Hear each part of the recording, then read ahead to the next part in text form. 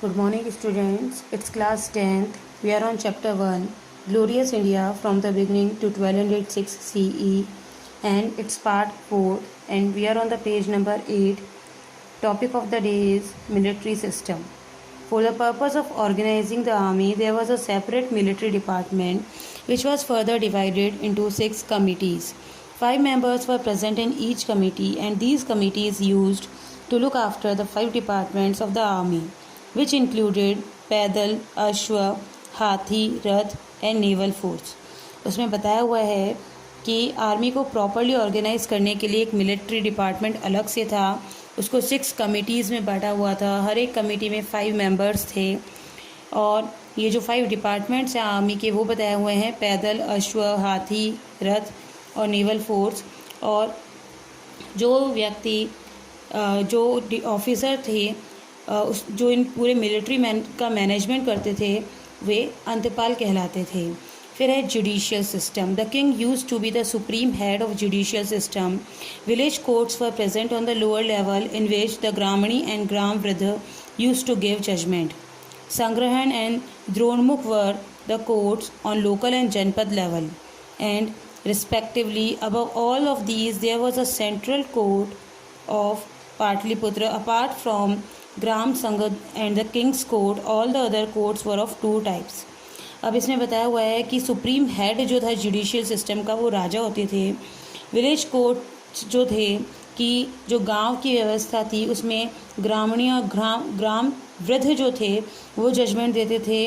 उसके अलावा लोकल और जनपद लेवल पे संग्रहण और द्रोणमुख नाम के कोर्ट थे, जैसे कि अभी हाई कोर्ट, सुप्रीम कोर्ट होते हैं।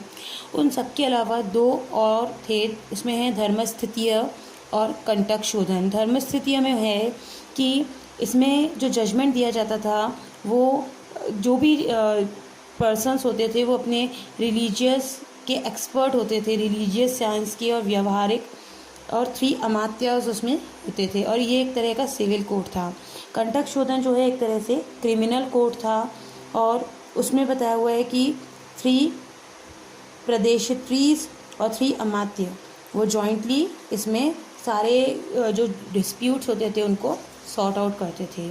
अब मौर्यन सोसाइटी के बारे में बताया हुआ है कि मौर्यन सोसाइटी कैसे थी। We get information about the social system of Mauryan period through texts such as the Kautilya's Arthashastra, Megasthenes Indica and from Ashoka's Rock Edict. इनके द्वारा हमें पता चलता है कि उस समय की स्थिति कैसी रही थी।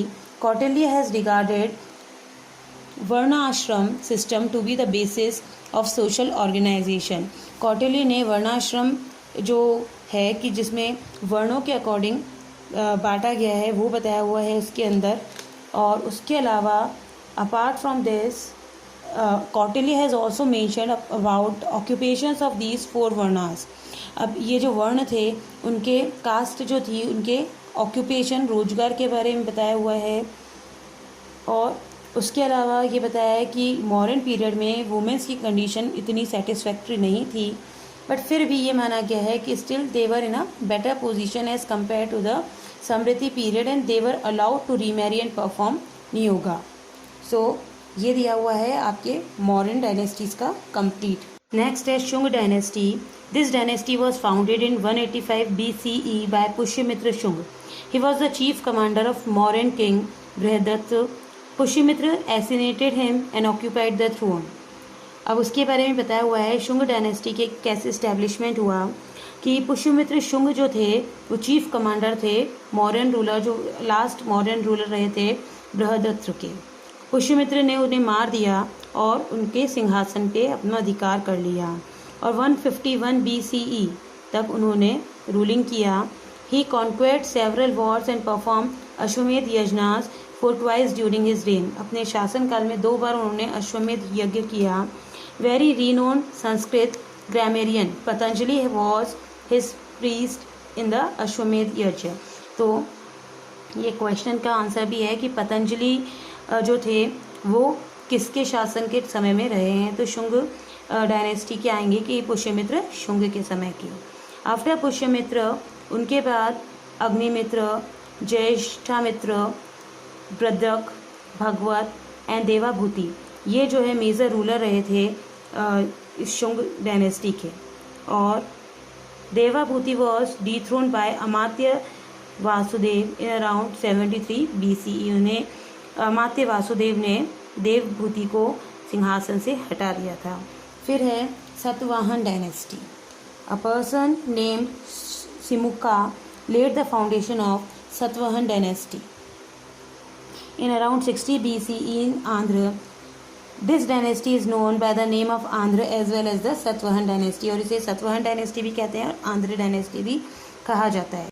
अब इस राज्य के बारे में बताया हुआ है कि जो सिमुक का राज्य था वो 37 BCE before the common era तक माना गया है, और after that his son Satkarni first became the ruler, and Satkarni first developed the power and extent of Satavahan dynasty to the greatest. अब उसने क्या किया, सतकर्णी प्रथम ने सतवाहन वंश की शक्ति और सत्ता का बहुत बढ़ाया, अश्वमेध यज्ञ किए और साउथ इंडिया पे अपना पूरा सत्ता फैलाई। उसकी जो राजधानी थी, उसकी कैपिटल जो थी वो प्रतिष्ठान, जो कि इसको करंट मॉडर्न जो पैठान करके जो प्लेस है वो है उसका सिटी रही हुई है। और उसके बाद शतकर्णी प्रथम फर्स्ट जो था, after him due to the invasion made by the Shakas the power of Satavahana started to decline and the rule of Shaka Kshatrapa dynasty begin in Maharashtra which is known as western Kshatrapa dynasty. अब उसके बाद ये लोग आ गए थे शाका क्षत्रपा करके जो राजवंश है, उन्होंने महाराष्ट्र में रूलिंग स्टार्ट कर दी थी। नेक्स्ट है Gupta dynasty. Gupta dynasty emerged after the end of Kushan dynasty. Kushan dynasty के बाद में गुप्त डायनेस्टी का इस्टेब्लिशमेंट हुआ था।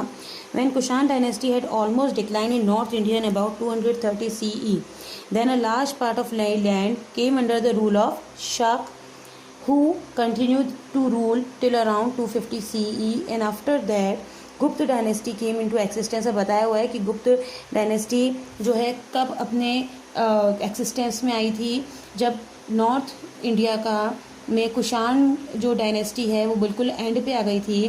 तब एक जो मिडिल इंडिया है उसका जो सेंट्रल पार्ट है वो शक्कोस के पास आ गया था। उसके बाद गुप्ता जो है, गुप्त डायनेस्टी जो है वो एक्सिस्टेंस में आई थी, और इस डायनेस्टी के जो फाउंडर हैं उनका नाम है Shrigupta. In that in Prayag Prashasti Samudragupta has describe himself as the great grandson of Shrigupta. और प्रयाग प्रशस्ति जो कि लेख है उसमें समुद्रगुप्त ने उन्हें प्रपौत्र यानी कि जो ग्रेट मतलब ग्रैंडसन जो होता है वो बताया है खुद को श्रीगुप्त का। एंड आफ्टर श्रीगुप्त कौन कौन है, Ghatotkacha became the Gupta ruler and who took on the title of Maharaja. उसे महाराजा की उपाधि दी गई थी। So that's all for the day. Thank you.